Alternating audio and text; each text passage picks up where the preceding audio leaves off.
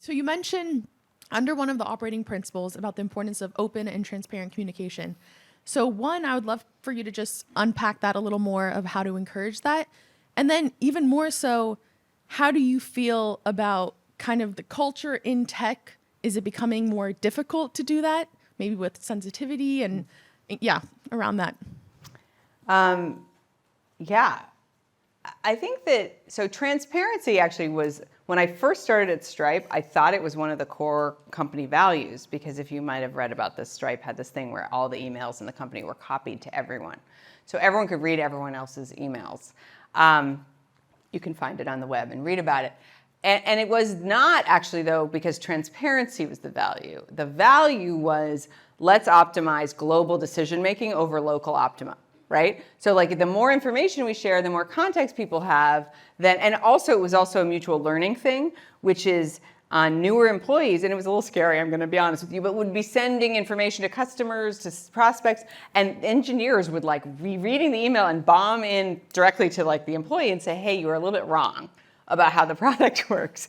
And it didn't always play out beautifully, but it was actually in the interest of let's get all our knowledge as fast as we can, transparently on the table, right? And so I'm not a transparency for transparency's sake, but what I think you're describing is like a sort of, how do you make sure you have a culture of an open, honest dialogue? And what's really interesting to me about the other part of your question is like, well, everyone's sensitive and we're all gonna get canceled if we say the wrong thing.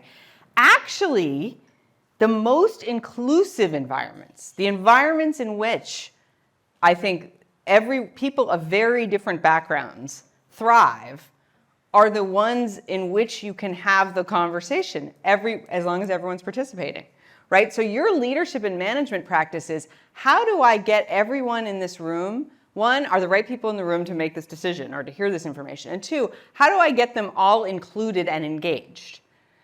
And if someone's not saying something, it is a problem. And I think that the actual problem is too often people aren't comfortable saying the thing. And the best teams are the ones that actually can put the hard stuff out there and have a rational, sometimes those are, difficult conversations where you're agreeing to disagree or someone has a worldview that you don't agree with. But if you think about everyone in this room, which team would you rather be a part of? The one where there's energy and ideas flowing in the room, even if they're tough, or the one where people don't talk because they're not all comfortable? I think we know the answer to that. And so your job is to, how do I set that environment? But how do you do that? Just because how do you ensure that people stay connected and don't cancel in the wake of people expressing the thing that they are feeling that they're scared to? So there's like several different layers to that. And so there's a company level layer, which is how do you onboard and set norms and culture and foundations on the way in and set expectations? For example, again, I just refer to my own, like Stripe, as you can imagine, has millions of businesses using our product.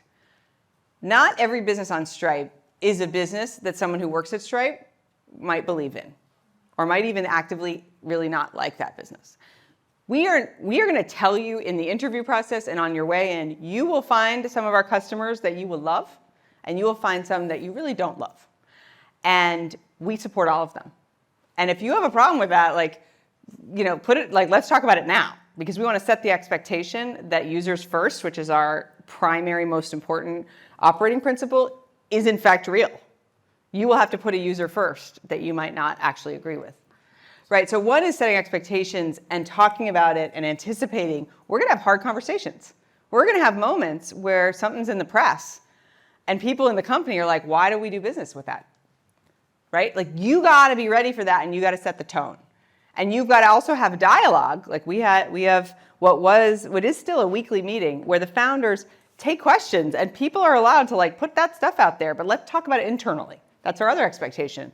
Not externally, right? And then there's the team version, which the book has a lot about, which is how do you really get people checked into conversations? Again, set expectations about engagement and then say, I'm going to give you all, I'm going to go around and have everyone share their idea. Or everyone, I want you to share the question that you're not asking, right? Like there's really easy tactics as a manager to get the stuff on the table.